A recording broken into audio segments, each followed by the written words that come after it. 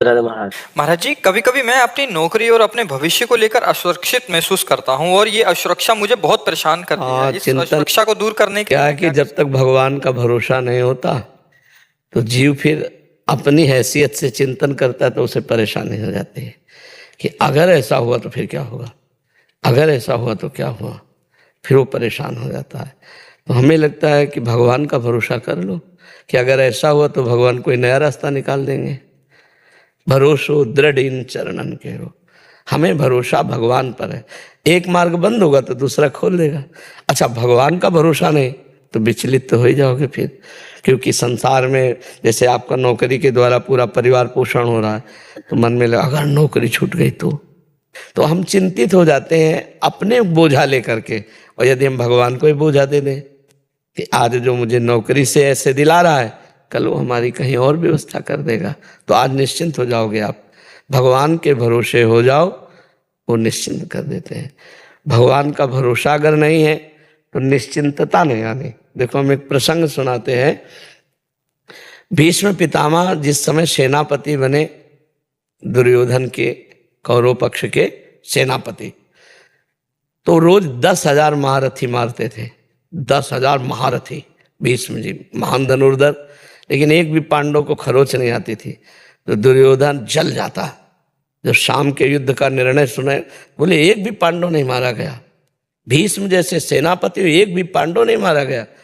तो उनके शिविर में जाकर के रोज इस बात के लिए झगड़ा करता। तो भीष्म जी भाव में आए और 5 बाण निकाल के रख दिए और कहा कल मैं यदि जीवित रहा तो 5 पांडवों का वध निश्चित समझो। और उनको पता था कि मैं जीवित ही क्यों रहूंगा, जिनके रक्षा में भगवान है तो मैं समर्थ नहीं रह पाऊंगा कि पांडवों को मार दूं।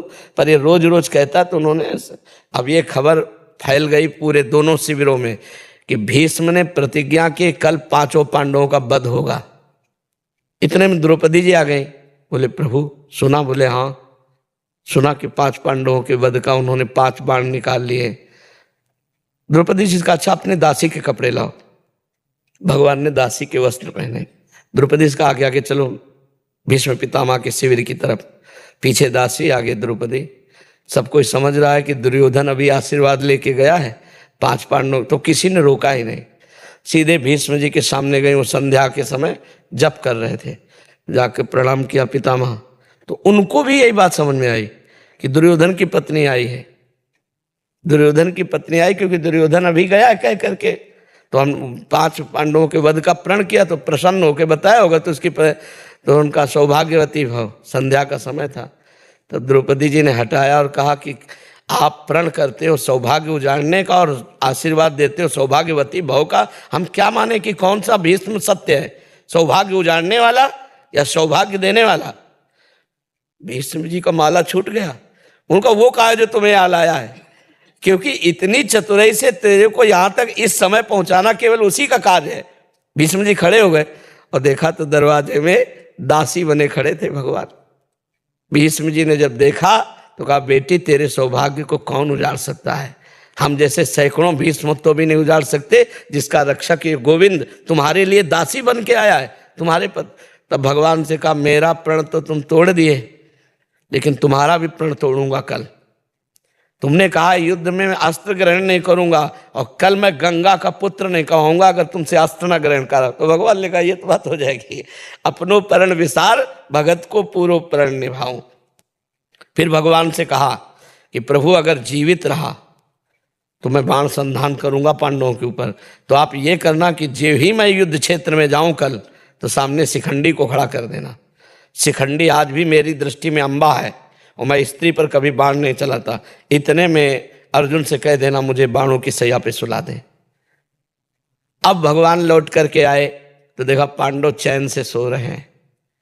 तो पांडवों को जगाया, उनको भीष्म प्रतिज्ञा की है 5 पांडवों को मारने की। बोले हाँ पता है। बोले तुम चैन से सो क्यों रहे हो? बोले जिसके तुम रक्षक हो तो चैन से हम सोए, आप खुद व्यवस्था करो।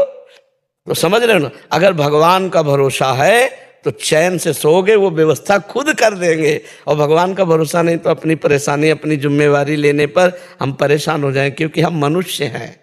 हमारी क्षमता ईश्वरीय शक्ति के आगे नहीं है। अगर ईश्वर का तो ईश्वरीय शक्ति के आगे किसी का ऐसा नहीं कि कार्य बिगड़ जाए, सदैव बनते ही पाया गया है। तो आप भगवान का भरोसा लीजिए, चिंता मत कीजिए, थोड़ा नाम जप कीजिए और भगवान के आश्रित रहे कि होगा वही प्यारे जो राम जी को भाएगा। और राम जी है मंगल भवन अमंगल हारे, अमंगल हो नहीं सकता, हो ही नहीं सकता। तो इसलिए भगवान बेटा मैं श्याम बाबा हूँ, मुझे इग्नोर मत करना, बस एक लाइक करके सब्सक्राइब कर दे। मैं तेरी सारी मुसीबतें आज के आज दूर कर दूंगा और जाते जाते कमेंट में मेरा नाम जरूर लिख दे।